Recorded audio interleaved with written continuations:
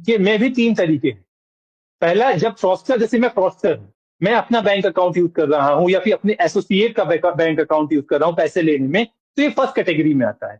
जो second category है वो म्यूल अकाउंट है। म्यूल अकाउंट क्या होता है? म्यूल अकाउंट वो होता है जब कोई डॉक्यूमेंट, आपका एक डॉक्यूमेंट के बेसिस में मैं अगर बैंक अकाउंट क्रिएट करता हूं जो कि लेजिटिमेट नहीं होता है, झूठा डॉक्यूमेंट, फेक डॉक्यूमेंट होता है, वो एक म्यूल अकाउंट होता है। दूसरा म्यूल अकाउंट वो होता है जब आप उन चीजों को मतलब आपको ये बात पता होती है कि मेरे बैंक अकाउंट का जो यूज हो रहा है वो क्राइम में हो रहा है, और उसका आप एक पैसा लेते हो, बेसिकली अपने अकाउंट को किराए में देना। दूसरा अकाउंट ये होता है, इसको भी म्यूल अकाउंट कहते हैं। Means that person has a knowledge, उसको नॉलेज होती है।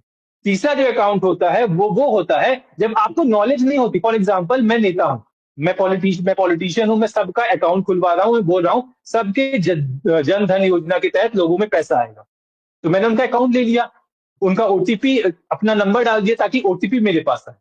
तो वो उनको उनको ये बात का पता तो होता है पैसा आ रहा है, पर पैसा कहां से आ रहा है उसको ये पता नहीं होता, तो वो इनोसेंट होते हैं। तो तीसरी कैटेगरी मूल अकाउंट की है। तो मूल अकाउंट की भी तीन कैटेगरी है।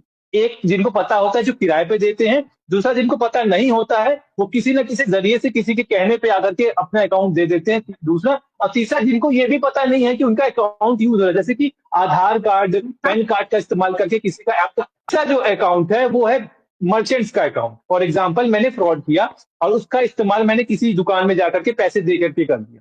जैसे कि दिल्ली में एक बार ऐसा हुआ था कि एक छोले भटूरे वाले ने 70 रुपए के दो छोले भटूरे दिए, उस पर केस हो गया सर, उसके ऊपर 420 का, क्योंकि जो पैसे आए थे वो गलत अकाउंट से आए थे, वो मनी ट्रेल के अकाउंट से आए थे, वो साइबर फ्रॉड के पैसे थे।